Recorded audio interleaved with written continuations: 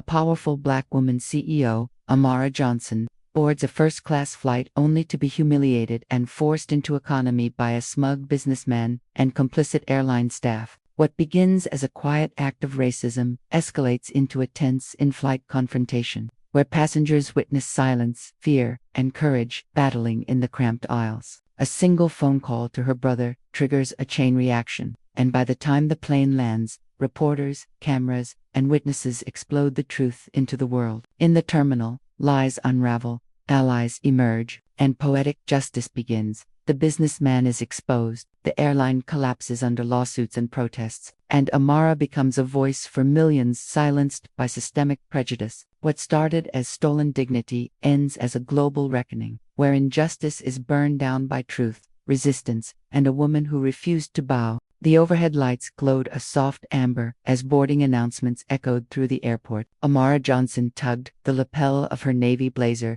exhaustion etched across her face. She had closed the biggest deal of her career just hours ago, a merger that placed her company in the global spotlight. All she wanted now was silence in the first-class seat. She had earned a cocoon above the storm. Boarding Group I, now welcome, the gate agent called.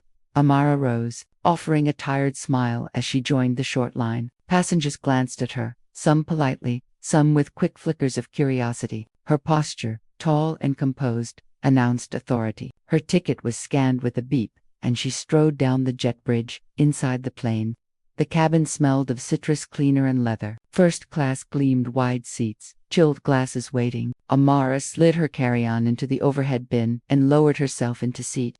To a relief pulsed through her body, finally, but it lasted only seconds. "Excuse me," a sharp voice cut in. A man loomed above her, silver hair, tailored suit, cologne strong enough to sting. "You're in my seat." Amara looked up, calm. "This is two-way. That's what's printed on my tickets." The man's smile was thin, practiced. He waved his boarding pass with a flourish. "Two-way is mine. You must have misread. The economy is back there." His tone was casual, but his eyes flicked with something darker, certainty that she didn't belong. A flight attendant approached, young, blonde, and brisk. "Is there a problem here?" "Yes," the man said smoothly. "She's taken my seat." Amara extended her ticket. "My boarding pass says to a first class." The attendant glanced, hesitation flickering, then leaned toward the man. "Not her." "Sir, let me check with the system." Amara's jaw tightened. She noticed how the attendant's voice softened for him, stiffened for her, microaggressions in silk gloves. Minutes passed. Passengers glanced over newspapers, pretending not to watch. The attendant returned, lips pursed. "It seems there's been a mix-up, Miss Johnson. We'll need you to move back to economy. Just for this flight." Amara blinked. "That's not acceptable. I paid for first class." The businessman smirked, sliding into the seat she had warmed. "I appreciate your cooperation," he said, not even looking at her. "Ma'am," the attendant said firmly now, "we need to keep boarding moving. Please take your things." Amara stood slowly, her silence louder than shouting. She retrieved her bag, every movement deliberate, refusing to let them see her break. The eyes of strangers burned into her back, some pitying, some relieved it wasn't them. As she walked the narrow aisle toward economy, she heard whispers. "Can you believe? Maybe she didn't really. Why make a fuss?" Amara placed her bag overhead, settled into a cramped seat, and folded her hands in her lap. Humiliation licked at her skin like fire, but inside, something colder stirred. Not today, she told herself. Not like this. Her silence wasn't surrender. It was patience, and patience was dangerous. The engines roared to life, but Amara's war had already begun. The hum of the engines filled the cabin, steady as a heartbeat. Amara leaned back in the narrow seat, her blazer brushing against the shoulder of the man beside her. She stared straight ahead, face composed, but her pulse beat like a drum.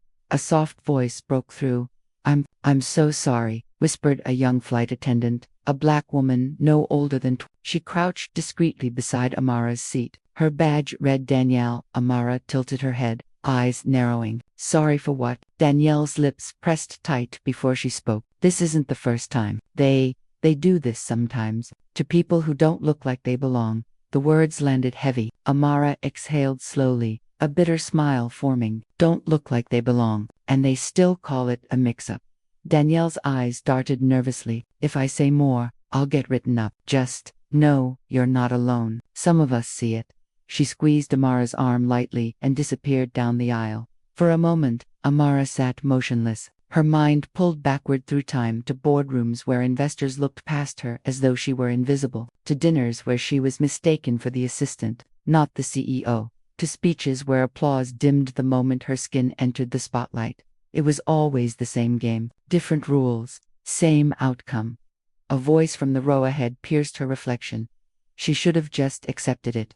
A man muttered loudly to his seatmate, "Why cause a scene?" The seatmate chuckled. "Exactly. People always want to play the victim these days." Amara's hands curled into fists on her lap. She forced herself not to respond. Not yet. But not everyone was silent. Across the aisle, a young black woman leaned over. "You all saw her ticket. She was supposed to be there." "Stay out of it," the first man snapped. "If the airline said move, she should move. Simple." The young woman shook her head. "Simple for you, maybe. Not for her." Murmurs rippled through economy, some in agreement, some dismissive. The cabin felt like a court where judgment was whispered instead of ruled. Amara's phone buzzed in her lap. She glanced down. A text glowed from her assistant Kendra. "I saw the news alert about your flight. What happened?" Amara typed slowly, fingers steady, pushed out of first class. "Businessmen took my seat. Airline sided with him." 3 dots blinked. Then Kendra's reply came fast. "Document everything.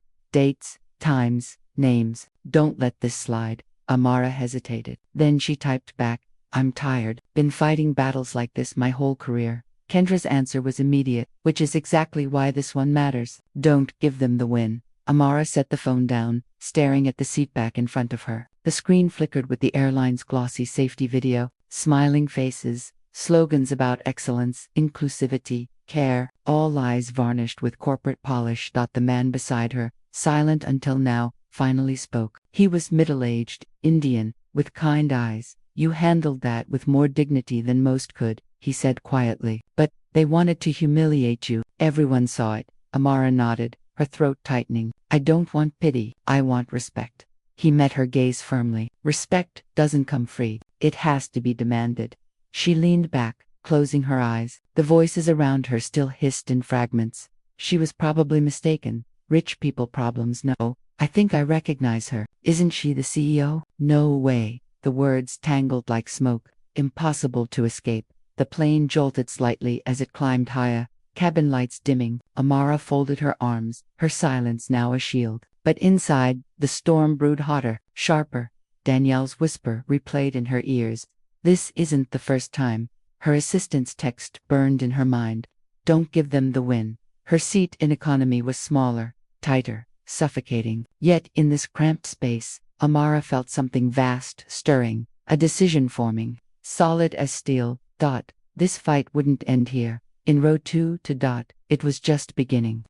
The cabin settled into uneasy, quiet. Trays clinked, children whispered, and the steady drone of engines pressed down like a blanket. Amara sat with her phone face down on her lap, staring at her reflection in the dark screen. Her pulse hadn't slowed since she was forced from her seat. She thought of Danielle's trembling whisper, of the men muttering victim and overreacting, of the businessmen reclining in Tua, smug in victory. Her thumb hovered over the phone. She had promised herself not to escalate, not this time. But some betrayals burned too deep. With one breath, she unlocked the screen and scrolled to a name she rarely used. Elijah Ward. The call rang twice. "Amara." His voice was low, sharp, urgent. "What's wrong?" She hesitated, then forced the words out evenly. "I was downgraded on a flight tonight, not because of policy, because of who I am. They gave my first-class seat to a man who decided I didn't belong." Silence, heavy. Then Elijah's tone hardened. "Which airline?" She gave him the name.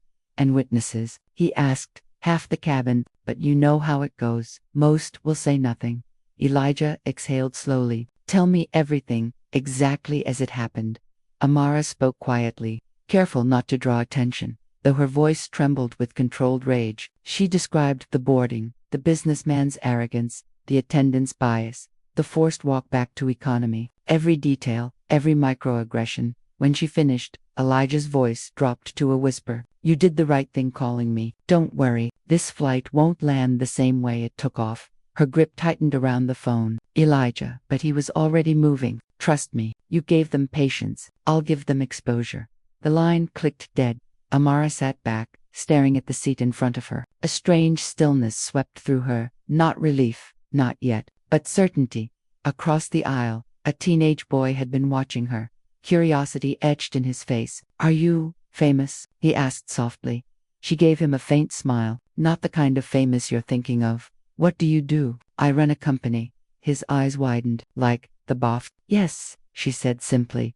The boy grinned. "Cool. Don't let them mess with you. My mom says people like that are scared of strong women." The words, innocent as they were, pierced deeper than he knew. Amara nodded, her smile faint but real. From the front of the plane, laughter rang out. She didn't need to see to know who it was. The businessman in 2A was holding court. His voice carried, smooth and arrogant. "Standards matter. If airlines start letting anyone into first class, what's next? No discipline, no order. You pay for quality. You deserve quality." A chuckle from someone seated nearby. She didn't look the type. The man added casually. You could tell. Amara's knuckles whitened on her armrest. Passengers glanced back at her, some quickly averting their eyes, others watching with quiet shame.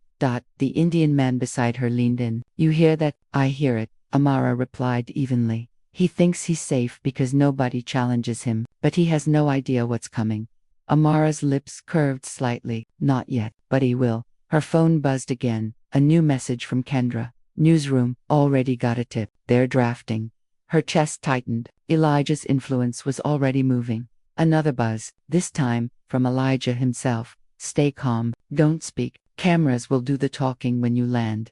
Amara locked the screen and exhaled. Around her, economy passengers shifted, restless. The whispers grew louder now, curiosity mixing with unease. "Something's happening, isn't it?" the teenage boy asked.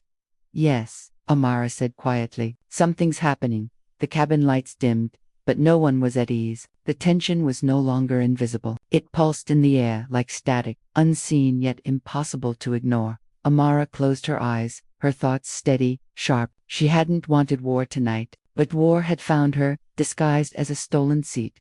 And she had made a single call. That call had already changed everything. The hum of the engines dulled, but the cabin buzzed with something sharper, tension strung like wires. Amara sat still, her face composed, while the whispers from first class drifted back like poison. The businessman in 2A was laughing again, his voice cutting through the cabin walls. "People should know their place. It's not complicated," he boomed to someone near him. The words traveled, bounced, settled in ears not meant to hear. Amara's jaw tightened. She inhaled slowly, keeping her calm. Minutes later, she rose to stretch, stepping into the aisle. The restroom line stretched back, and by some twist of fate, she stopped directly beside Tua. The businessman smirked the moment he saw her. "Well, if it isn't the displaced passenger. Not used to being put in your place, huh?" Amara's gaze met his, cool and steady. "My place," she said evenly, "is wherever I pay to be. You needed help from the system to feel important. That tells me everything about you." His smirk faltered. "Careful. Words like that can sound threatening." Her voice dropped, low but sharp. "Truth is only a threat to liars." A hush fell. Passengers nearby leaned closer, pretending to adjust their headphones. Eyes locked on the exchange. The businessman chuckled. "Brittle now. You think anyone here believes you? The crew sided with me. That's all that matters." Before Amara could respond, a woman from economy stood up, Latina mid-30s, with a toddler balanced on her hip. Her voice rang clear. "I believe her. I saw her ticket. They forced her back because of what she looks like, not because of any mix-up." The cabin stirred, heads turned, eyes widening. The businessman scoffed. "Mind your business. This is my business." The woman shot back. "Because if they can do it to her, they can do it to any of us." A ripple of agreement swept through the rows. Someone muttered, "She's right." Another voice followed. "It wasn't fair." The flight attendants exchanged uneasy glances.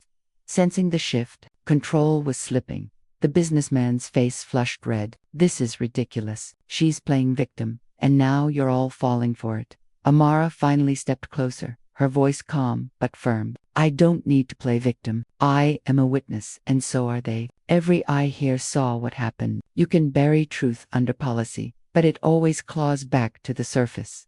Silence held for a moment, then the Indian man from economy rose halfway out of his seat. "She's right. I watched it too. They pushed her out to protect his ego. More voices followed, louder now, braver. I saw it. She had the right ticket. This isn't the first time airlines pull stunts like this. The businessman shifted uncomfortably, tugging at his tie. His authority was bleeding out, replaced by the weight of numbers. One of the attendants stepped forward, voice trembling slightly. Please, everyone, lower your voices. We don't want this to escalate. The Latina mother glared. It escalated when you humiliated her. Don't blame us for noticing. Applause, small at first, then stronger. Not a cheer, but a sharp, defiant sound that cut through the air like thunder. The businessman's smirk collapsed. He sank back into his seat, face rigid. Amara didn't smile. She simply straightened her blazer, her dignity intact. Her voice carried not just to him, but to everyone. You tried to shrink me to fit your comfort, but I don't shrink. Not for you, not for anyone. The cabin was silent now, except for the steady thrum of engines. Eyes lingered on Amara, not with pity, but with respect. The businessman looked away, jaw clenched, fingers drumming nervously against the armrest.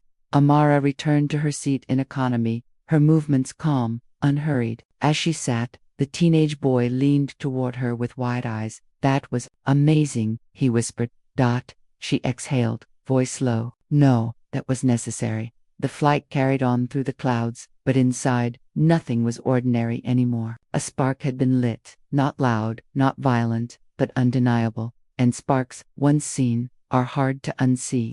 The sky outside the windows glowed with streaks of orange as the plane began its slow descent. The captain's voice, calm and professional, crackled over the intercom. Ladies and gentlemen, we've been advised to remain grounded upon arrival. Please stay seated and follow crew instructions once we land. A ripple of confusion spread instantly. Passengers exchanged puzzled looks. Grounded. What does that mean? Mechanical issue. Sounds serious. But Amara knew. Her phone buzzed before she even checked. A message from Elijah. News broke. Cameras are waiting. Don't say a word until you're off the plane. She slid the phone back into her blazer pocket. Expression unreadable. In first class. The businessman chuckled, his voice carrying down the aisle. Grounded. Probably some security thing. Has nothing to do with me. But his laugh was thin now. The bravado stretched. The teenage boy leaned across the aisle to Amara. Do you think this is about what happened? Amara kept her voice calm. Sometimes, truth moves faster than planes. Whispers swelled through the cabin. Someone had pulled up a news app on their phone, and the headline flashed like lightning. Black CEO humiliated on flight, airline under fire for racist seat mix-up. The article spread row by row, phone by phone. Murmurs grew sharper. Wait, this is her. She's the one in the story. God, I saw it happen. Every glance turned to Amara now. Recognition dawning. Some faces looked ashamed. Others carried something like admiration. The businessman twisted in his seat, his jaw tightening. He reached for his phone, scrolling furiously. This is insane, he muttered. Fake news, exaggeration. They don't know the full story. The Latina mother, with the toddler, stood just enough to meet his eyes. We were all here. We know the story. The crew shuffled nervously, voices hushed as they whispered among themselves. Their once firm authority had dissolved into visible fear. The captain's voice returned, steadier but clipped. Again, please remain calm. Upon landing, the situation will be addressed at the gate. The situation, the words hung heavy. Amara closed her eyes for a moment, letting the vibrations of the plane steady her heartbeat. She had been here before, not on a plane, but in boardrooms, in contracts, in negotiations, moments where power shifted, slow and invisible, until suddenly it crashed like a wave. This was that wave. The Indian man beside her leaned close. You've turned the tide. They know it now. She nodded faintly. Not me. The truth. The wheels lowered with a mechanical groan, shuddering beneath the plane. Passengers braced as the ground rushed closer. A heavy thud, a roar of engines, and the aircraft rolled onto the runway. But instead of pulling toward the terminal, it slowed and stopped short on a distant strip of tarmac. A collective gasp. Out the windows, flashing blue lights appeared. Police cars, media vans lined the edge of the runway, cameras already pointed. The businessman's face drained of color. This is ridiculous. This can't be for her. But no one answered him. The silence was its own judgment. Amara sat still, her hands folded in her lap. She didn't gloat, didn't smile. She simply breathed, calm and steady. as though she had been waiting for this moment all her life. The captain's voice came one last time, heavy with resignation. "Ladies and gentlemen, welcome home." But for some, home would never feel the same again. The cabin doors hissed open, and the weight of silence pressed on everyone. Passengers shifted uneasily in their seats, sensing the storm that waited just beyond the jet bridge. "Ladies and gentlemen, please remain seated until instructed," a flight attendant announced, but her voice cracked under the strain. Outside, flashing cameras glared through the terminal windows, reporters clustered like hunters, microphones raised, lenses aimed at the doorway. Security officers stood rigid, faces unreadable. The businessman in 2A adjusted his tie, forcing a chuckle. "This is absurd. Probably some unrelated incident." His words were loud enough for half the cabin, as if volume could rebuild the authority slipping from him. But no one responded. Not anymore. The first passengers began to file out. As soon as the jet bridge door opened, shouts erupted. "Who's the CEO?" Was she the one forced out? "Ma'am, can we get your statement?" Amara stood slowly, shoulders squared. She retrieved her carry-on with deliberate grace and stepped into the aisle. Phones lifted. Cameras clicked. The moment she appeared, a wave of recognition swept the crowd outside. Gasps, flashes, shouts. "There she is, Amara Johnson, CEO of Kintech Global." She moved forward, unhurried, each step echoing with quiet authority. Behind her, the businessman followed, face pale but jaw tight. A reporter's voice cut through the clamor. "Sir, were you the passenger who took her seat?" His composure cracked. "That's not what happened." She misunderstood. The airline made a clerical. A young woman from economy, the Latina mother with her toddler, stepped forward boldly. "That's a lie. I was there. She had the right ticket. They sided with him because of who she is." Her words were caught instantly, cameras swiveling to capture her. Another voice chimed in. "The Indian man. I saw it too. Clear as day. She was humiliated." The crowd roared. Reporters scribbled. Microphones shoved forward. The businessman's eyes darted. "You don't know what you're talking about. You weren't involved." Amara finally turned, her voice calm but piercing. "They were involved. Everyone was involved. Silence is involvement." But tonight, silence broke. Applause rose from behind, passengers still in the jet bridge clapping, their faces fierce with solidarity. The flight attendants appeared pale, huddled near the captain. One stammered when cornered by a reporter. "We followed procedure." "No, Danielle," the young black attendant interrupted, her voice trembling but resolute. "It wasn't procedure, it was prejudice, and I won't stand by it anymore." Gasps rippled. All cameras swung to her. Her confession rang like a bell, undeniable. The captain barked, "Danielle," but his command had no teeth. The crowd surged forward, the weight of truth pressing on every lie. Reporters fired questions rapid fire. "Ms. Johnson, do you intend to sue? Do you think this incident reflects systemic racism? Should this airline face consequences?" Amara raised a hand. The noise quieted. She spoke not with anger, but with clarity that cut sharper than rage. This was never about a seat. This was about dignity, about a system that decides who belongs and who doesn't, no matter what the ticket says. Cameras flashed, pens scribbled, heads nodded. The businessman tried one last time, desperation breaking through his voice. "She's exaggerating. She's making this bigger than it is." But his words sounded hollow, shrill against the truth already burning through the crowd. Amara stepped past him, eyes steady. "I don't need to make it bigger. It already is, and now the world sees it." She walked down the terminal, flanked by reporters, her stride unbroken. Every camera captured her, not as victim, but as force. Behind her, the businessman sagged under the spotlight, his one smug posture collapsing. The attendants avoided eye contact, their polished smiles gone. The captain's authority shrank into nothing. The world had turned, not in shouts or fists, but in truth laid bare.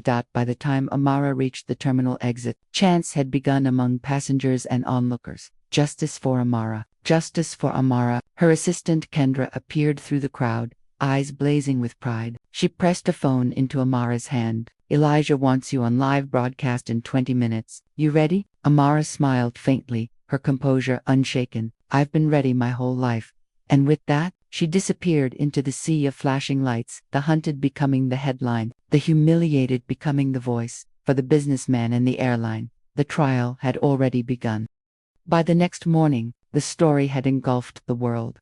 Screens flickered in coffee shops, living rooms, and office lobbies with the same headline plastered everywhere: CEO Amara Johnson, forced from first-class airline faces racism scandal. Clips replayed endlessly, shaky phone footage from passengers, Danielle's trembling testimony, Amara's steady words in the terminal. Each angle, each soundbite deepened the blow. The airline issued a statement before sunrise. We regret any inconvenience caused to our passengers. The situation was a misunderstanding, not reflective of our values, but the internet tore it apart within minutes. Inconvenience, one tweet read, they humiliated her and called it policy, not reflective of our values. Then why are there dozens of stories just like hers in these comments? Hashtags erupted, hashtag grounded in racism, hashtag justice for Amara, hashtag boycott SKYWAYS. Within hours, millions of posts flooded timelines, passengers worldwide sharing eerily similar experiences: seat downgrades, random checks, suspicious denials of upgrades. The airline's reputation crumbled in real time. Amara sat in her office, floored, two ceiling windows overlooking the city skyline. She hadn't slept, but her eyes burned, not from exhaustion, from focus. Kendra rushed in, tablet in hand. It's everywhere. Every network, every feed. Investors are pulling shares. Their stock dropped 12% overnight. Amara nodded slowly. And the businessman? Kendra smirked. Exposed. Reporters dug into him. He's a senior partner at Harlan and Maynard. His firm issued a statement distancing themselves, calling his actions unacceptable. Amara arched a brow. Unacceptable now that the world's watching. Kendra's grin widened. Word is, they're forcing him to resign. For a moment, Amara let silence fill the room. Not triumph, not gloating, just the quiet weight of justice, slow but certain. The office phone rang. Amara answered, voice steady. Elijah, she said. His voice rumbled with satisfaction. You've started a fire no one can put out. Every network is running this story, every paper splashing it on front pages. They can't spin it away.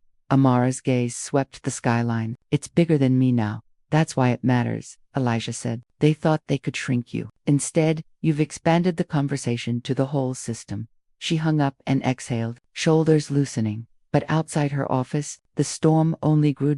In the airline's headquarters, executives huddled in crisis meetings, eyes glued to plummeting stock numbers. Employees leaked memos of discrimination complaints, long buried. Lawsuits surfaced. Former staff spoke to journalists, painting a picture of systemic bias. Reporters camped outside their glass towers, cameras rolling as angry customers waved protest signs. One placard read, "Our tickets buy seats, not prejudice." Another, "Ground racism, not passengers." Inside a boardroom, the CEO of the airline slammed a fist against the table. We need control of this narrative. But no one in the room had an answer. The narrative had escaped their grasp, carried by millions of voices they couldn't silence. Meanwhile, Amara's phone vibrated with messages of support. CEOs, activists, ordinary travelers. Some were personal. I was denied boarding last year. Thank you for speaking out. My daughter saw your video. She said, that woman looks like me. She's proud now. You gave us all courage. Amara read each one, her chest tightening with something stronger than anger, responsibility. By evening, she appeared on a primetime broadcast, seated across from a seasoned journalist. You could have stayed silent, the interviewer said. Why speak now? Amara's answer was calm, precise, because silence protects abusers, not the abused. This wasn't about a seat, it was about dignity, and dignity should never be negotiable. The clip spread within minutes, quoted across headlines, clipped into viral soundbites. Her face, calm, resolute, became the symbol of the storm. The businessman, once untouchable, tried to release his own statement. I regret how the situation unfolded. It was never my intention to offend. But the internet shredded it. Never his intention. He laughed about it mid-flight. Apologies don't erase arrogance. By nightfall, he tendered his resignation, his career scorched beyond repair. The airline scrambled, promising diversity initiatives, sensitivity training, independent investigations, but every move looked like desperation, not conviction. Amara sat with Kendra late into the night. City lights glowing outside. They'll change now, Kendra said softly. Not because they want to, but because they have no choice. Amara sipped her tea, her voice quiet but sharp. Poetic justice doesn't always roar. Sometimes, it just burns everything rotten until only truth remains. and the fire still burned, brighter than ever. The scandal refused to fade. Days turned into a week, and the storm only intensified. Skyways Airlines, once a titan of prestige, bled money and reputation. Their stock dropped another 20%. Class action lawsuits mounted. Politicians called for hearings. The CEO resigned under pressure, replaced by an interim leader scrambling to contain the wreckage. And at the center of it all, Amara Johnson remained composed, never once needing to raise her voice. Her company's board insisted she decline interviews, fearing overexposure, but Amara refused. They silenced women like me for too long. I won't let them bury this in spin. So she spoke on news programs, panels, podcasts, not with bitterness, but with clarity. This wasn't about a seat, she repeated. It was about power, who is granted it and who is denied it. And until that changes, we are all at risk of being told we don't belong. Her words struck deeper than any lawsuit. They ignited conversations in workplaces, universities, even dinner tables. Children repeated her name in classrooms. Newspapers ran op-eds hailing her as a modern Rosa Parks of the skies. One evening, Amara sat in her office, lights dimmed, staring at the skyline. Kendra entered, phone in hand, eyes wide. "You need to see this," she said. On the screen was a live broadcast. The businessman, once arrogant in first class, now standing before a cluster of microphones outside his shuttered firm. His suit looked wrinkled, his eyes weary. I have no defense," he said, voice hollow. "I acted out of entitlement. My career is over. And maybe it should be." The video cut to anchors debating whether his fall was deserved, whether it was symbolic of something larger. Amara exhaled. It wasn't joy she felt, nor pity, only the strange stillness that comes when justice, at last, circles back. "Poetic," Kendra murmured. Amara nodded. "Justice isn't always kind, it just arrives." The next day, Amara boarded another flight, this time surrounded by allies, not silence. Passengers recognized her instantly. Some whispered, others applauded softly as she walked down the jet bridge. The captain himself stood at the door, extending his hand. "Ms. Johnson, welcome aboard. Your seat is ready." Amara met his eyes. "It's not about the seat," she said gently. "It's about how you treat the person in it." He nodded, shame heavy in his gaze. "We're learning, slowly, but we are." She walked into first class, not with triumph, but with calm dignity. Kendra followed, beaming with quiet pride.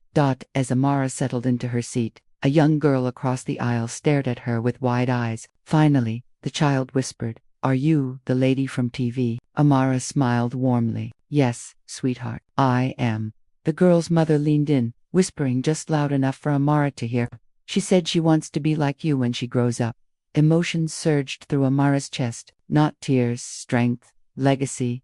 She leaned slightly toward the girl. "You don't need to be like me. You just need to know you belong everywhere you choose to be." The engines roared, the runway lights streaked by. As the plane lifted, so did something inside her. A weight unshackled, a story transformed. Below, protests still marched, hashtags still trended, lawsuits still gathered force. Change was slow, fragile, incomplete, but the fire had been lit, and no one could put it out. High above the clouds, Amara closed her eyes. For the first time in weeks, she allowed herself to breathe freely. This wasn't just her victory, it was a signal to every silenced voice. You are not invisible, you are not powerless. The flight soared higher, slicing through darkness toward a horizon washed in light. Amara opened her eyes, gaze fixed forward. The fight was far from over, but she was no longer alone. The world had seen. The world had listened, and the world would never forget.